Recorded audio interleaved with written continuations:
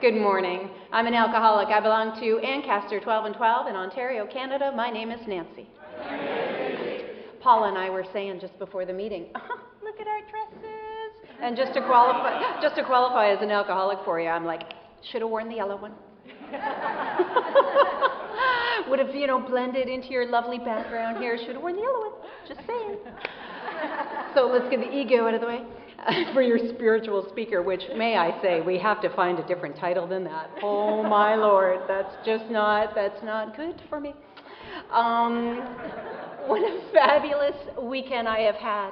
I can't tell you, outrageous hospitality you have given my husband and I. We came in early, we flew into San Francisco. We dropped the kids off with friends in Berkeley. Then we did that magnificent drive down your coast. I've never seen anything like it. I loved it.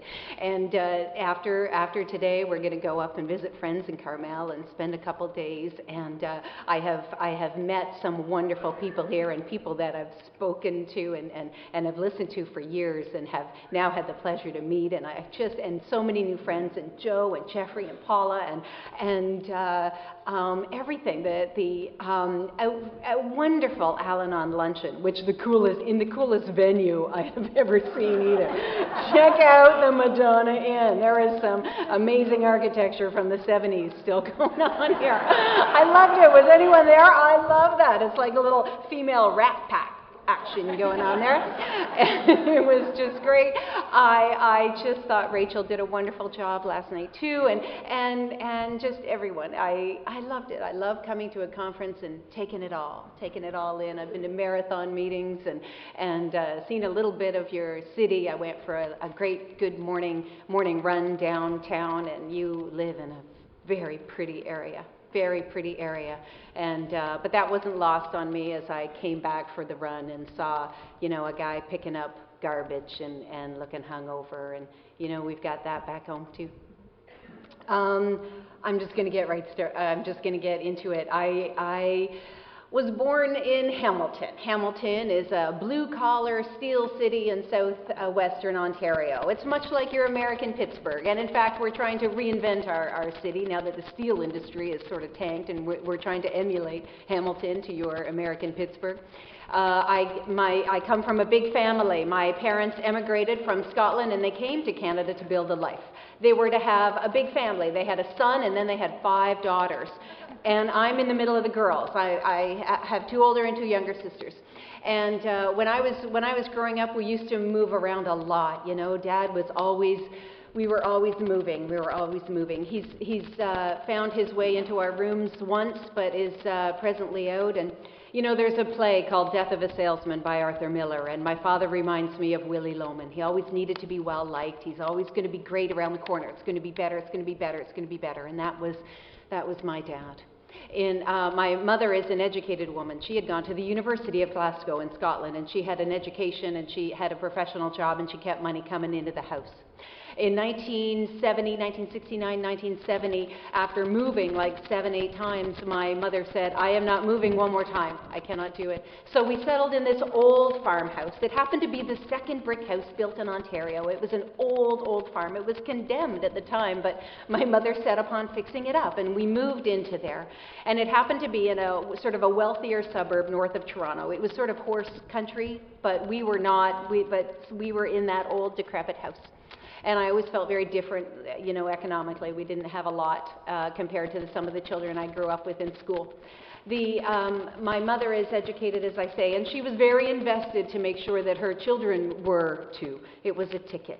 She wanted us that way. And when I was growing up, my older siblings were these very successful kids. They were very academically inclined. They always got good grades, and they were always good, and they were very athletic. And my brother was editor of the school newspaper, and I was very busy shoplifting, is what I was doing.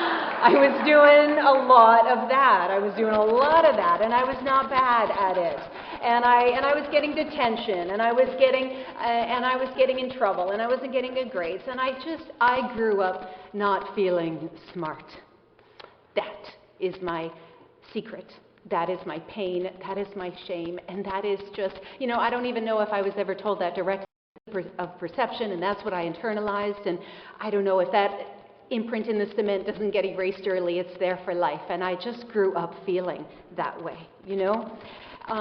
One of the things that I did that was different from these very successful siblings of mine was acting. I love to act, and when I was growing up, Carol Burnett was my hero. I love Carol Burnett, and some of you got that. And I used to put on these living room variety shows, you know, and I would make my sisters be Vicki Lawrence and Tim Conway and Harvey Korman, and we would do the sketches that Carol Burnett would do, and I just love that. So you know, sometimes I as serendipitous route, too long a story, but I get back into that, and to this day, you know, I'm a graduate of the Second City in Toronto Improv Conservatory program, and I do some improv in Hamilton and do some writing and sketch writing, and I always just got to take a minute to thank all of the alcoholics who give me more material than I will ever need. Right? Oh my goodness, you cannot buy some of the material you hear in a meeting, you know. And in fact, I remember this one time I was in, we would meet every Tuesday night, and we were in Second City in Toronto, and we would meet as a team, and we would go over sketch premises and rewrites and stuff like that, and we were stuck on one, and I had a good idea, and they went like, wow, where did you come up with that? And I'm saying, I'm very creative. Very creative. I'm really, meanwhile, I'm like, Ed, thanks a lot for that. You know? Anyway, so that's what I do, and that's what I like to do. When I was 14 years old, I was in this school musical. It was a big deal to be in the school play, you know, and so I was in the musical, and after the run of that play, there was a cast party, and the cast party is a big drunk. It was in a field. It was a kegger, and my friends and I got really drunk. We got really drunk. We got drunk on beer and rye and creme de menthe. I know, it did not look any better coming up, let me tell you. It was awful. It was really bad, really drunk. And at the time, I had this big aching crush on the lead in the play. You know, John was just fabulous. I love John. And emboldened with all this liquid courage, I go up to this boy, and I start talking to him, and then I start flirting with him, and then I start kissing him, and then I threw up on him. I did, and it was bad. It was bad, and that was on a Friday night, and on the following Monday morning in the halls of that high school, I could feel people looking at me. You know that look? You know the sign? You know the question, do you know what you did? Do you know what you said? You know, and it was a look that I was to get a lot, and it was a combination of contempt, pity, and curiosity. You know, I tell my Al-Anon sister Hillary, like, it's an Al-Anon look. It's a legitimate look. That look the day after they give you of that, you know, that look. So I hated that look. I went along in high school, and then you know how sometimes this would happen periodically in my life where I would just decide to get it together. Self-will would kick in, and I would try to get my life together. And my last year of high school was like that. I just decided to be successful. So I buckled down on the books, and I became, you know, and I got really good grades, and I was something called an Ontario Scholar. And then I got a lead in the play that year, and it won a bunch of awards at this festival. And then I got very fit, and I thought, there, nothing wrong here. My life's all good. I can do it. And then I continued in the following autumn to university. And at university, I went to university in Hamilton, Ontario, and the first week they have this thing called, we call it Frosh Week, but it's that first week of party and drunks and games, and you know how they have dorm rivalries and quad parties and all these drinking games called Century Club and boat races and everything, and I was Frosh of the Week. And I just loved it. I quickly gravitated to the drinking crowd. I got a job in the campus pub called the Downstairs John, and that's where I spend a lot of my time and money, and that's where I hung out, you know. In university, I took a full course load, and I got straight A's in all of those subjects except one. Somehow, I have to fail. Somehow I found myself failing one, and it is I have a very nasty pattern of behavior of sabotaging my success. I will get close to getting something that I say I want, and then at the 11th hour I'll just change direction or screw that up. And I remember hearing at a meeting, We will choose the certainty of pain over the pain of uncertainty. And that is so true. That is so true. What might life be like if I really get that responsible job and that happy life that I say I want? But pain, I know. Pain, I know. I can drop anchor there. I can go through a very emotionally charged situation calmly. You know, I know the constant anxiety of driving without a valid driver's license, insurance, or sticker on the back, waiting for the, you know, I live there. I can drop anchor there. I know how to live in pain. And when I came into Alcoholics Anonymous and my life started to get a little bit normal, I got really uncomfortable. And I needed to do something to screw that up. So, anyway, I used to, I'm in university and I used to drink and drive a lot. Nasty, terrifying habit, but I tell you, I used to love to get loaded and get behind the wheel and just go, you know. I cannot tell you how many times I have lost my car. I never seemed to have 4 hubcaps on my car at any one time. A good remember when for me is on the stretch of a highway in a town called Oakville, where I'm from, and I remember coming to out of a blackout, and as the whole side of my car is sparking and scraping as I'm driving along the guardrail. I remember once on the gravel roads in that country where I grew up, and I was just all over the road. I couldn't keep it on the road anymore, so I pull over, put it in park, pass out, and when I come to, I'm in front of this house.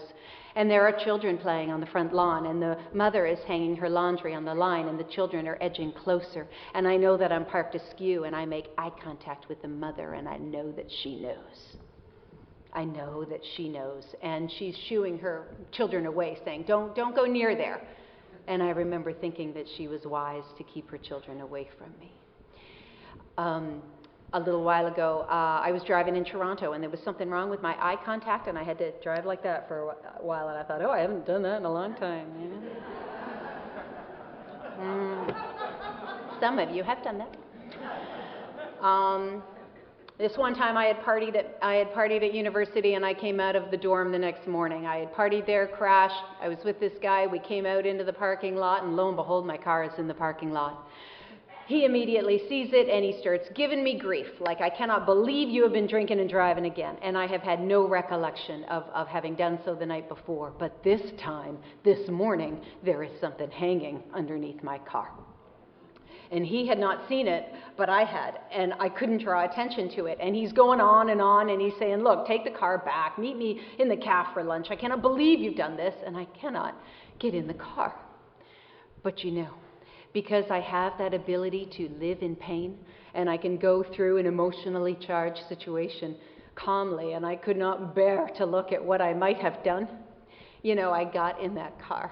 And I pulled out, dragging whatever it was underneath. And I came along the edge of the campus, and the man in the parking kiosk stops me, and he says, Miss, you got something hanging underneath your car there. And I say, really? Like, okay, so, you know, someone knows, so I have to look under, and I do, and what it was a huge clump of, like, landscaping grass. It was a huge turf. I took out a chunk of campus, and my Elka logic immediately wanted me to think, I almost blew that out of proportion. The truth, the absolute truth is that I knew how much harm I can bring. I knew for a long time how dangerous and difficult it was for people to love and to trust me. I break that. I know how much harm I can bring. When I came into Alcoholics Anonymous and I heard people say that they thought they were bad, I knew that I was toxic. I knew that there was something so fundamentally broken in me. You know, normal people do not do that. They don't pull out, dragging it.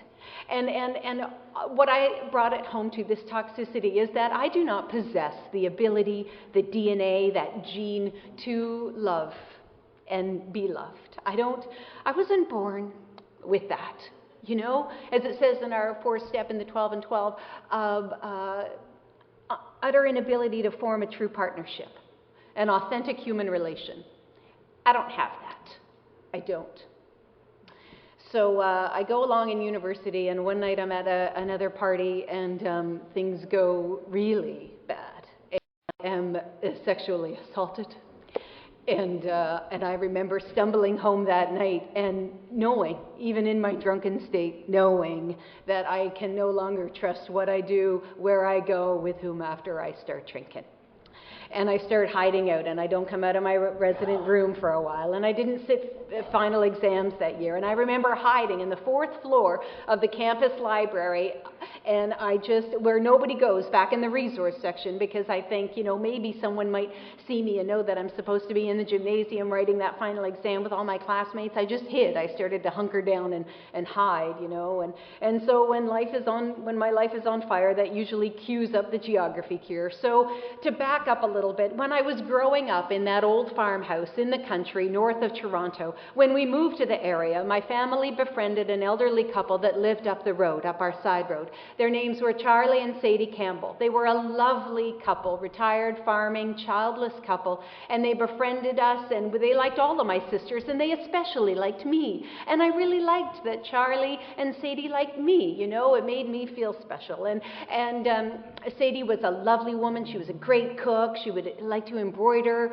pretty things, and Charlie was he was a retired farmer, and he was a square dance caller, and he was a water diviner, if anybody still knows what that is. Do you? Okay, he could not only find the water, he could accurately determine the depth needed to drill. It was an amazing thing and a lost art, and when I was growing up, he used to do this all over the country, and I would go with him. And then when I was 16 years old, Sadie had passed away. I started to help him more and more with the shopping and cleaning and stuff like that, and I got my driver's license, so I started driving him around to, find water for people who were building their houses and needed wells and stuff. And I grew up with this couple, and they always called me Kid. I was Kid, Charlie would be putting the pitchfork in the back of the garden, and I'd be putting the potatoes in the sack, and he'd say, count 'em out, Kid.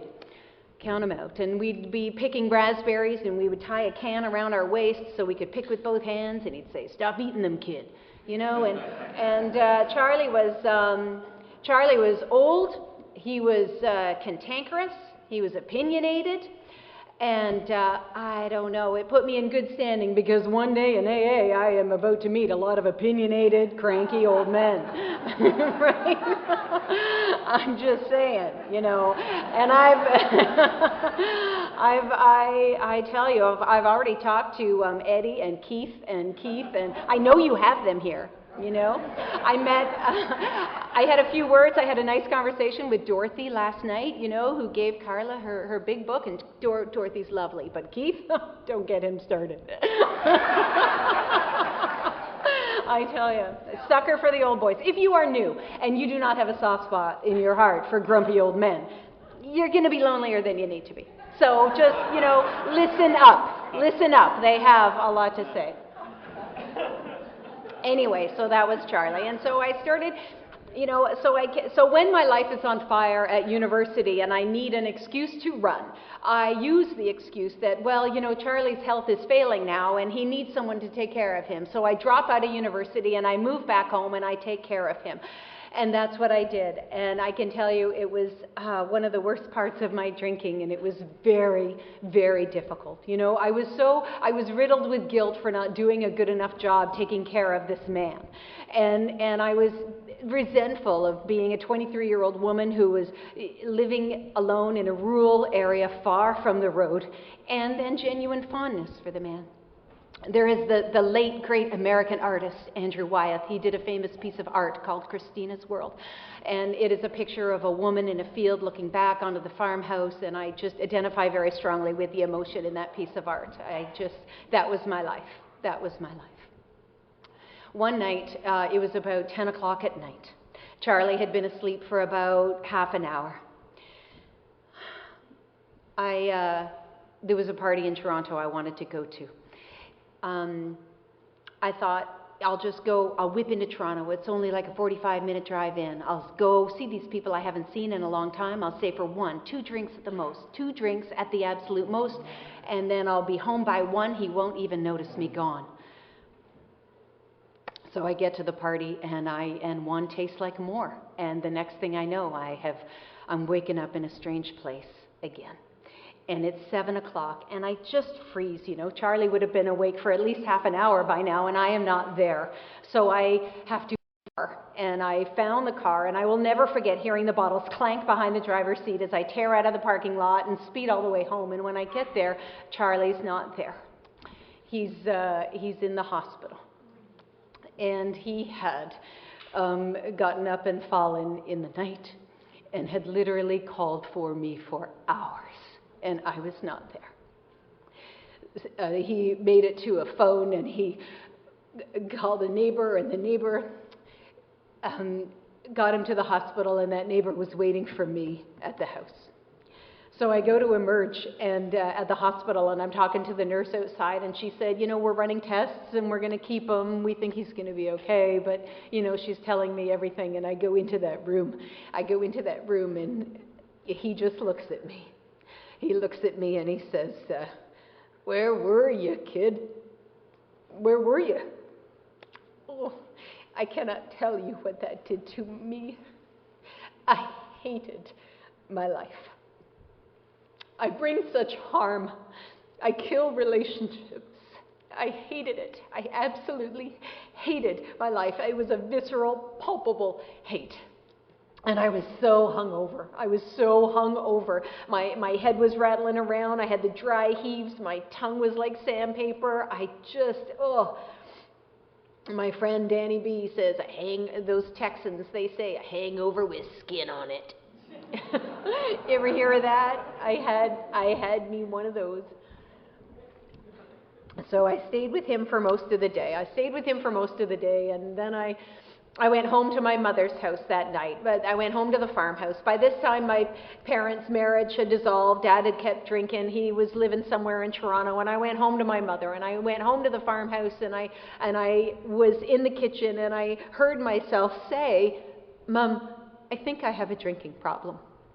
And I do not know if you have ever shared with a non-alcoholic real honest concern about your drinking, but let me tell you, they blow that out of proportion. Holy cats. Because all of a sudden, here come the questions, right? I'm like, what do you mean you drink? How do you drink? Why do you drink? When do you drink? How much do you drink? What? And I'm like, never mind. You can't say that, right? The cat's out of the bag, so I have to pretend. I spent 10 seconds being honest and the next hour and a half trying to rationalize and trying to tell her that, it's not so bad. And I dredge up some crocodile tears and I pretend that I'm concerned when really I'm just kicking myself for having said anything in the first place. But my family, we are academic atheists. We think if you work hard, you can achieve anything. You put forth the effort. We like to get a lot of degrees. We like to work hard. We like to do that. So, to make a long story short, she knew someone who was starting a pilot project at a Toronto treatment center for controlled drinking.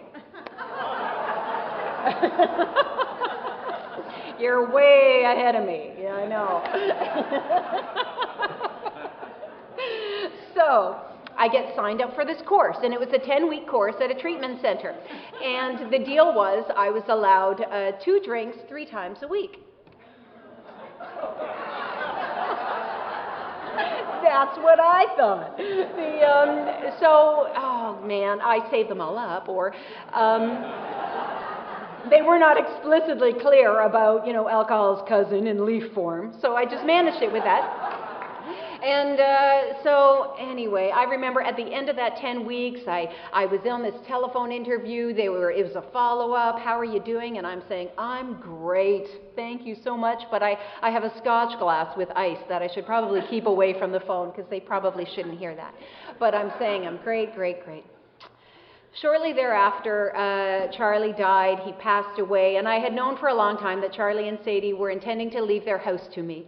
So after they died, I lived there, and I was living there with 2 girlfriends from university, and we were commuting to our respective jobs and everything, but they were quickly on my case about drinking, and there were too many ghosts in that house. I was ready to run again. I needed another geography cure. I knew that there was something wrong with me. There was some ill-defined void in me that I couldn't figure out. But what I thought it was that I never finished my university education. If I was educated, I would feel better.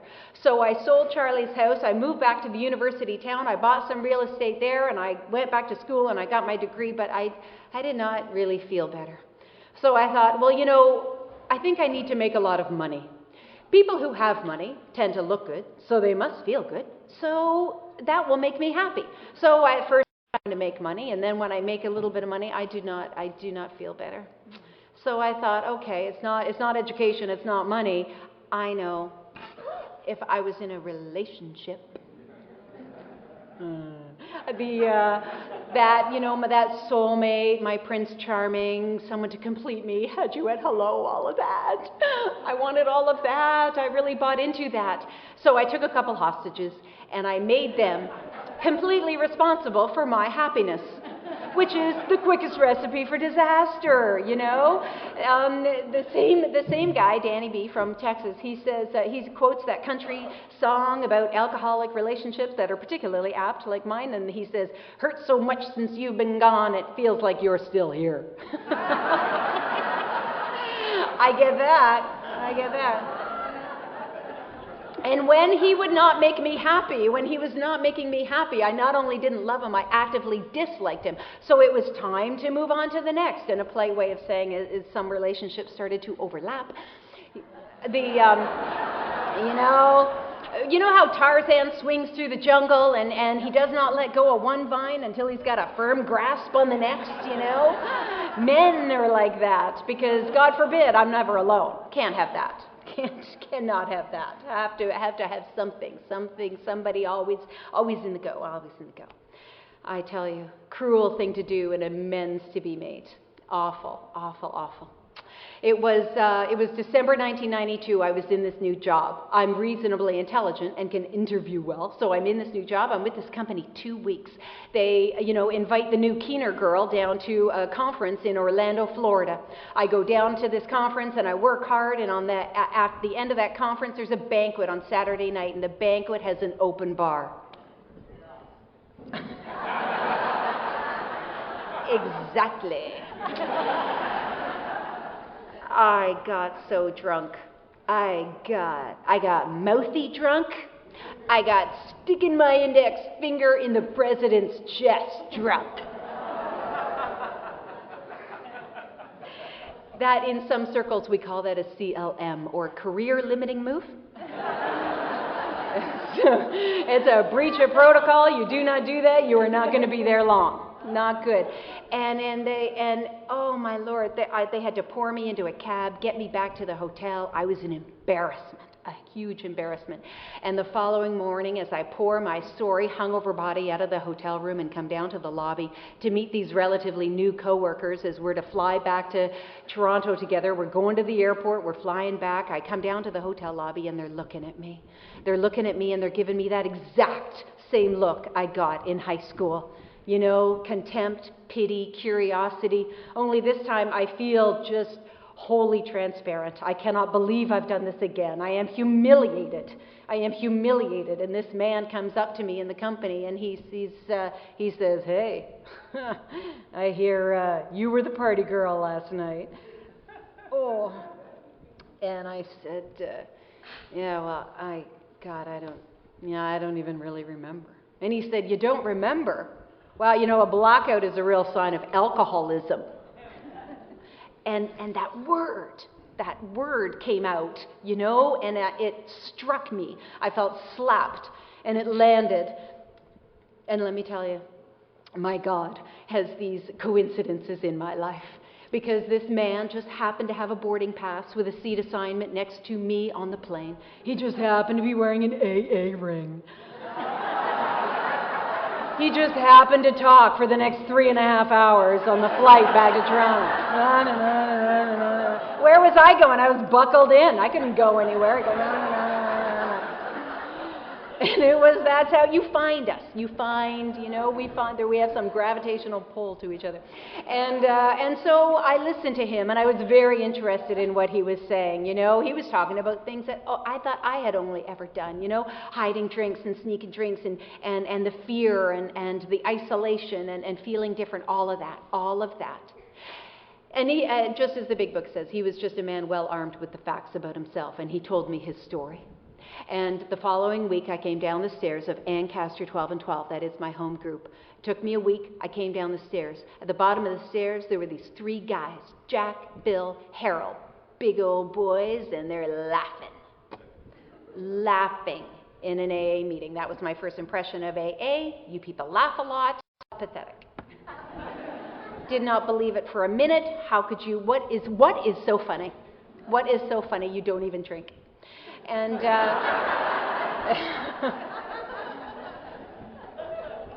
and I remember it was a conscious deal with myself. It was a conscious decision. Okay, I will come to Alcoholics Anonymous and I will not drink, but I will never laugh again. Nothing will be funny. Nothing is funny. And then, I'm about 6 months in, and I'm listening to this one woman, Patty, and Patty's talking about the old-timers who helped her get sober when she first came in, and there was this one crazy driver, and he would drive her to the meeting, and he would try to explain the entire big book in the 8 minutes that it took to go from door to door, and he would pick her up, and he would squeal out of the driveway, and she'd go, and he'd be talking and talking and talking, and he'd cut off a pedestrian, and she'd go, and he would go right through a red light, and she'd go, and they get to the meeting, and they're walking to the church, and they're in the parking lot, and this old-timer says, I'm a recovering alcoholic. I'm no medical person, but I do something about your asthma. Oh, those old-timers.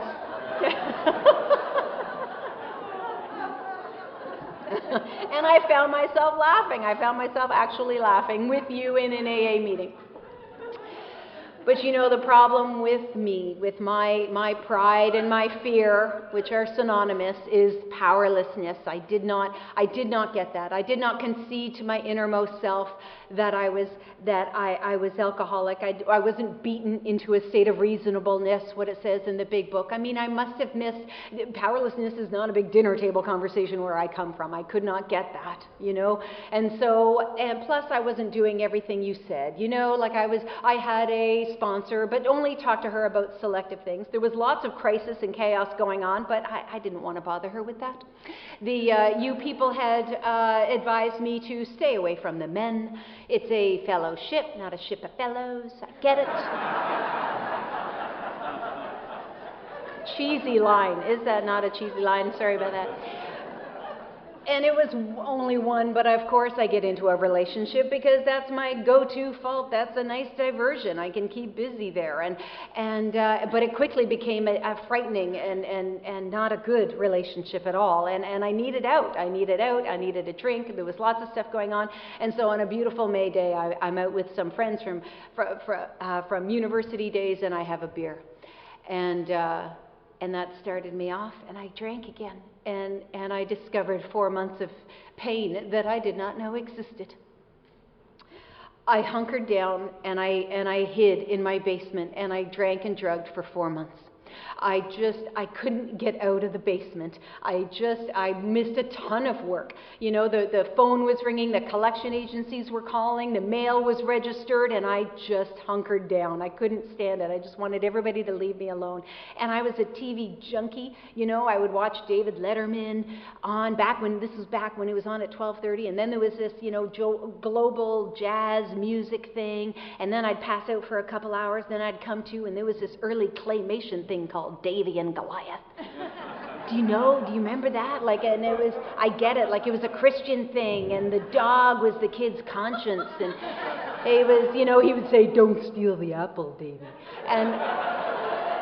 And I would watch this half buzzed, right? And that's how I spent my miserable, pathetic life. And I remember once my sister Hillary calling me, and she's upset, and she's crying, and she lives in Vancouver, and she says, "The family feels like we're losing you." And I couldn't get her off me. She needed everybody to leave me alone. Just stop it. I just needed to hunker down, and I needed you, and I just could not get back. And every once in a while I'd come up for air and pretend that things are okay, but they were not. On August 28th, 1993, it was my birthday. I was turning 29 years old. My friend Kyle from university was back in town, and he said, "Nance, it's your birthday, let's go out to dinner." So we did. He came over to my place, and we were smoking and drinking before we went out to dinner, where we had a lot to drink, and then we came back to my place to smoke and drink some more before we were going to hit the bars for last call.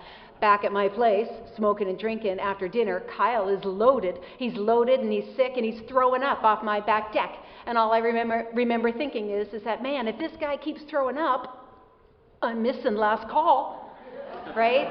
Because that was going to be a problem. And he did. He went home. I missed last call. And all I did was go to bed. And when I woke up, I was 29 years old. When I woke up, I was 29 years old, and I had that moment of clarity, that the truth of my existence, that moment where I saw my life clearly. I saw my life clearly, and more frightening, I saw my life at 39 and 49 and 59, and nothing was changing. I was always going to feel toxic. I was always going to be in and out of jobs, in and out of relationships, always running, always geography cures, always moving, always losing stuff, just always. I knew it. I absolutely knew it. A past delegate and dear, dear friend of mine, Ivan G., used to call this disease death by inches. And I so identify with that. I know a lot of us blow ourselves out in car accidents and suicides, but most of us take a long, long time to die. And we take out the kids, and we take out the jobs, and we take out our integrity and everything with it, and we suck it all out. And I absolutely knew within a shadow of a doubt that that was going to be my life. I knew it. And I guess I just didn't want it to be. So I called the woman who had been my temporary sponsor, and apparently she came over, got rid of some booze in the house, and we went to a meeting, and I have no recollection of that. And that was it. That was my last drink. It wasn't the worst thing that ever happened to me. I didn't get into a car accident. I didn't get put in the back of a police cruiser. I didn't come to out of a blackout getting stitches in my arm in emergency. I didn't have my mother crying. I didn't get assaulted. I was not an outrageously inappropriate bridesmaid. It was not the worst thing I've ever done. But I was tired. I was really tired. I was 29. I was tired. So the first week sober was hard. I got fired from that poking in the president's chest job. The bank came for my house in a power of sale. I had a doctor's appointment because I had stomach problems directly due to alcoholism, and my doctor wanted me in a treatment center immediately. My mother had to sign power of attorney papers because while I was going to be in this treatment center and therefore institutionalized, I couldn't make legal decisions on my behalf as the bank came for the house, and just everything came tumbling down. Everything came tumbling down, and I was at the old Rock Chapel group, and this man, George Taylor, I just loved him. I was crying to him, and they were taking the house, and I didn't have any money, and people were not talking to me, and things were bad. And this old man put his hands on my shoulder, and he said, "You're gonna be okay, you know." And I tell you, I didn't know that. I didn't. But he was so sure. And he was so right, you know? Oh, the giants we've lost. So I went into this treatment center, and the treatment center was a good idea for me because it helped me with step one. Because powerlessness, you know, you're powerlessness. Come to group therapy, you're powerless. You know, I get it, I got it. I don't know if anybody, they take themselves very seriously in there. I get it, I'm powerless, you know? Good God, you know, I'm like, it's the truth. Plus I got extra weeks, but for attitude. I don't know what. My attitude problem in the treatment center was due to the fact that I got mistaken for a therapist. I know. Don't I look well? I look like a therapist. I think that's great because that is my shtick. That is where I hide. That is where, let me tell you, there is lots of pain behind middle-class respectability. I can tell you that I have been in some lovely homes in Toronto and Oakville and Ancaster where women die of this disease. And they tend to be surrounded by people who are emotionally invested in keeping that mask of respectability on.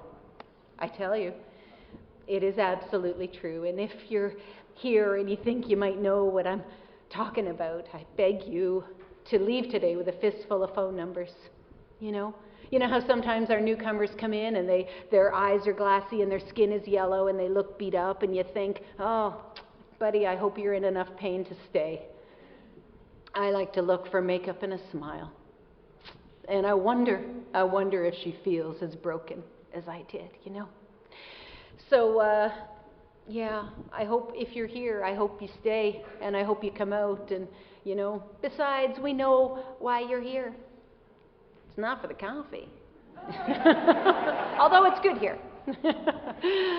I finally get out of the treatment center, and it's Christmas time, and I've always loved Christmas. I love Christmas. I was married at Christmas time. Everything is good, and my friend Brenda M. got me a tree, and I stayed up very late the first night out of the treatment center, and I fell into the rooms of Alcoholics Anonymous. You carried me. I didn't have a car. I had a car, but I didn't have valid driver's license, insurance, or money to repair it. And my sponsor said, no, I couldn't drive it. So I was on the bus. The year that I got sober, we had one of these record-breaking Canadian winters. There were storms on top of storms. It was 93, 94, and I just couldn't believe it. Schools would be closed on a regular basis, but the HSR Hamilton bus slugged its way through the city, and I was on the bus. And members of my group gave me grapevines to read on the bus on the way to the meeting, and I would read grapevines on the way home. And I went to a meeting every single night. And I tell you, businesses and schools were closed, but AA was open. No one is ever surprised when I say that, but I have to tell you that you shocked me. You shocked me to the level of service that people go, you know. God forbid, they might crawl out of a drift that one night and need a meeting, you know. Gotta have the coffee on. I was saying to someone earlier, you know, our AA is just like here in SLO, except we have coffee makers and greeters, but we have snow shovelers. We have that don't miss the business meeting or you're going to be shoveling. You know, you're going to be voluntold for that job, right? And I just fell into it, and I went to a ton of meetings, and I worked the steps, and I did my fourth step, and I found a divine that I could understand from this atheist home that I grew up in. I found something that I love and can depend on, and I never do a good job describing that relationship, but I would be lost without it. And then I got into service early. Well, I have a very service-centered group, thank God, and they got me into, you know, the first job was being literature person of my group, and they said, you know, read everything you put out, and so, you know, that was a good idea, and so I did, and then you do different jobs, and then, you know, you were making coffee and cookie person, and if somebody, you know, made me angry, I was not buying their favorite cookies, and I just did the jobs, and I fell into service, and I cannot tell you how much that saved my life.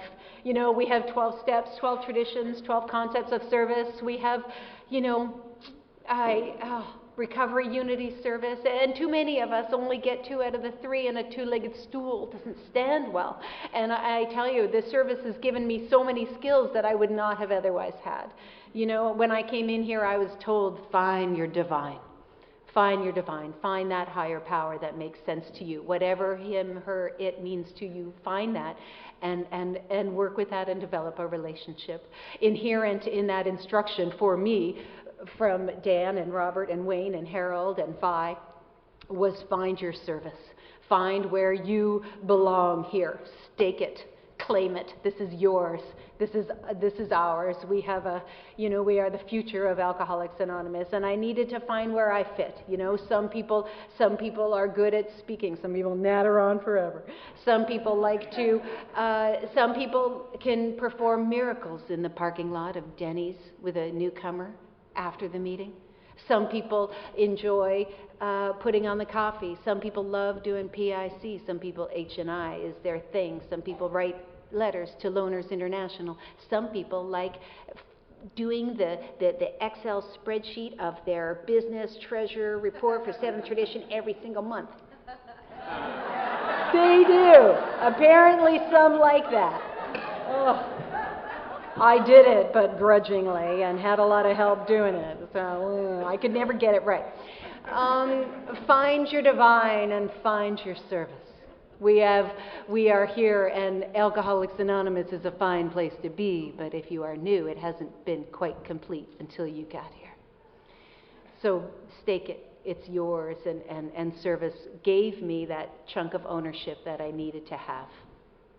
I like to say that I sobered up in meetings and garage sales because there are these 2 guys in my group, Wayne and Harold. Wayne's a big guy, wears a cowboy hat, drives a white pickup, and Wayne is really short and drives caddy. He drove a big caddy and wore a Greg Norman golfing hat, and they sponsor each other, and they've been sober, I don't know, a couple days after the earth cooled maybe, and they sponsor each other, and they took me to all these garage sales. They just love to go, and they would pick me up at 7 o'clock in the morning, and and we would have their whole route planned out, and by 2 o'clock in the afternoon I would have my head full of AA, and my stomach would hurt from too many coffees from Tim Hortons. Tim Hortons is our coffee place. I don't know if you've ever heard of that.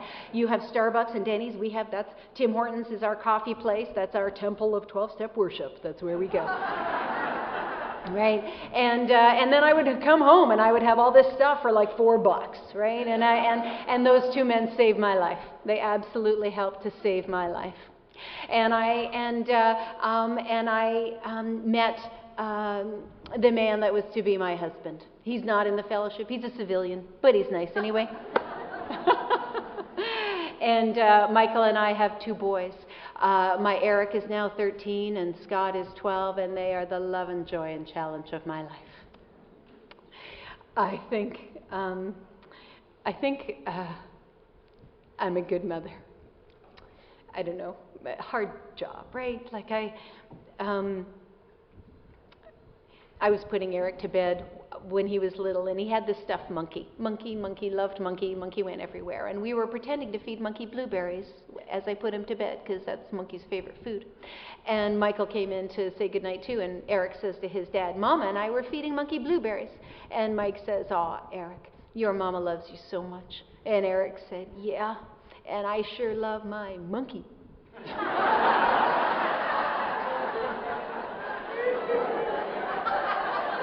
Yeah. Humbling job. And my Scotty is very bright. He's a bright kid, and he's a stubborn kid. And one time I snapped at him, and he didn't really deserve it, so I had to make an amends, and I had to say I'm sorry, and I did. But all day he was like, "Remember when you were wrong? Because you made me cry. Remember when you were wrong?" Yeah, I remember. It's very humbling, very humbling. We have a road to travel. And sometimes you hear the speakers from the podium, and it sounds like a Law and Order episode. It was all bad, now it's all good. Dun, dun.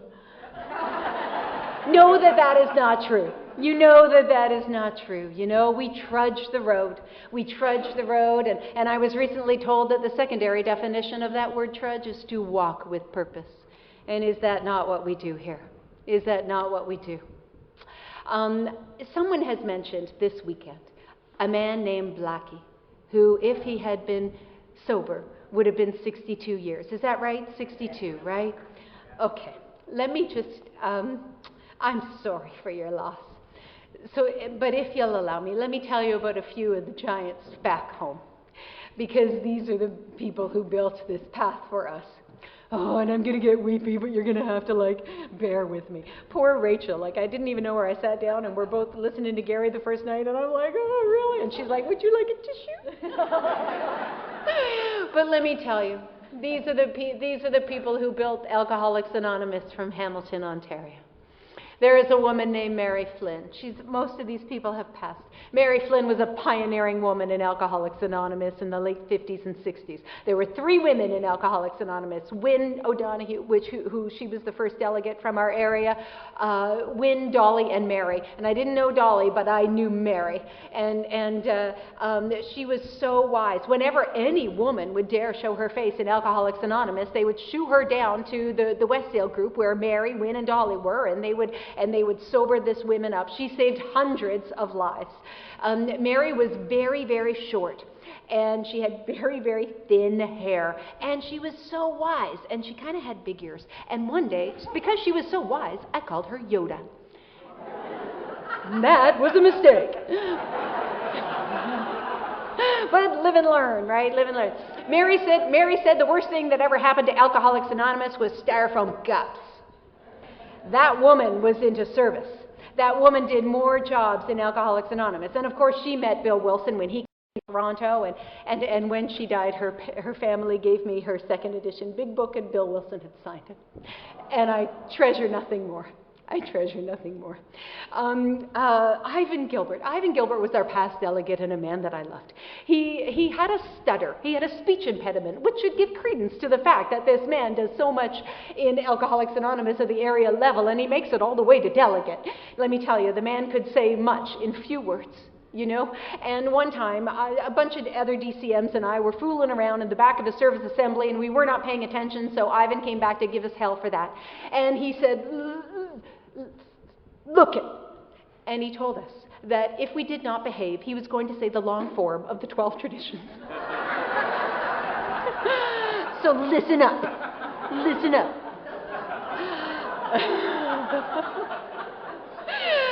George Taylor from the Rock Chapel group, he wore his pants so high, and he was our elder statesman. The whole meeting, you know, the business meeting at the end, everyone would just listen and wait for what George had to say. George was the type of old-timer that always left you better than he found you. You know, those types. And he wore his pants really high, and he would always have a big handful of hard candy, and he would reach down deep low, and then like a craps table at the beginner's table, just throw it out. Sit down. And and Leona Hudecki. Leona was also an early female member of Alcoholics Anonymous from my area, and she was a wife of a very prominent surgeon, and she was a great drunk and had awesome stories. And on her deathbed the night before she died, through her oxygen mask, you know, she says, "Goodbye, darling girl." And my Wayne, my garage sale Wayne, we buried him, and there's such a void, you know. On my wedding day, I was driven in his garage sale caddy. And at the end of the reception, Wayne gave my husband the keys, and we went home that night. And Wayne, you know, cheated life a couple times, and he was in the hospital for a lot of heart conditions and everything. And I would be sitting, you know, holding my head on the hospital railing, and he would say, "Honey, you're tired. You should go home." And I'd say, "No, I'm okay." And I said, "I should let you sleep." And he would say, "Nah, I'm good." And we would sit there in comfortable silence. Because more than anything else, this man made me feel calm. And calm is not my natural state. It is not, but he made me feel that way, you know? And he said things to me that I could understand. You know, Paul in our acceptance, he says, acceptance is the answer to all my problems today. And Albert Einstein once said, "Man should look for what is, not for what he wants there to be." But I only got it when Wayne said, "Honey, your problem's not your problem. Your problem is your problem with your problem." Get that? I get that. Oh, that's it. And it's so true. I just had a problem with having a problem. I tell you, we have a message to carry and a privilege to carry it. These are some of the giants that built the path where I'm from, and I know that you have so many here too. I'm so blessed, and I wish there was a bigger word than thank you. But thank you is all I've got. Thank you is all I've got, and putting forth the effort to do a lot of service. Back home, I am still terribly involved in service. I'm alternate DCM, and I'm also doing a lot of the PIC CPC work. Let me tell you, CPC is the best gig in town. 2/3 of the members of Alcoholics Anonymous come in through non-AA members.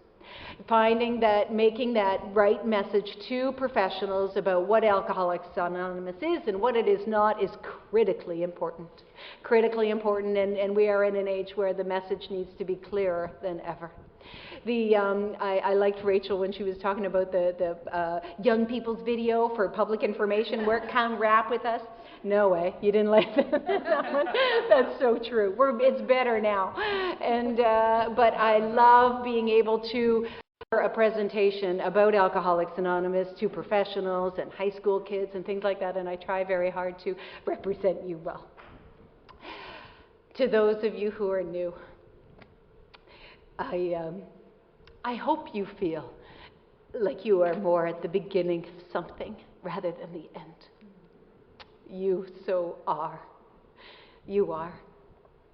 As my friend Sharon says, I hope you make your feet your friend. Make your feet your friend. It is a program of action.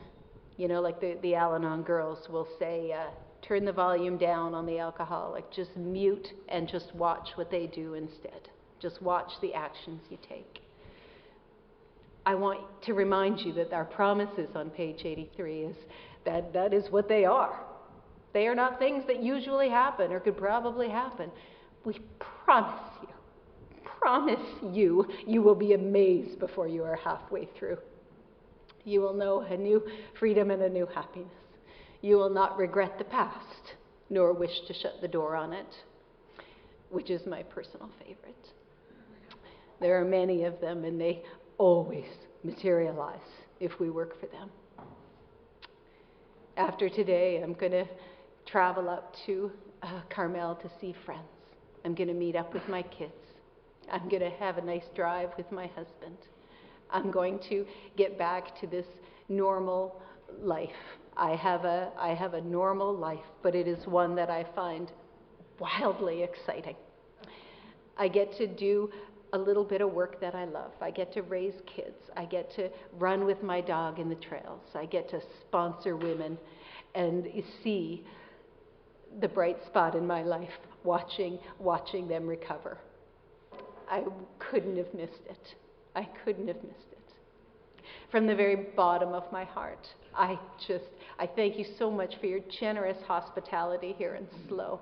It will keep me up for weeks, and I can hardly wait to get back to my group and tell me how well they took care of me and that they're not doing the same job. It will not go over well, but I can hardly wait. I love my sponsees. I love my husband. I love my kids. I love running with my dog. I love my refrigerator. I love my refrigerator because when I was drinking, my fridge was disgusting.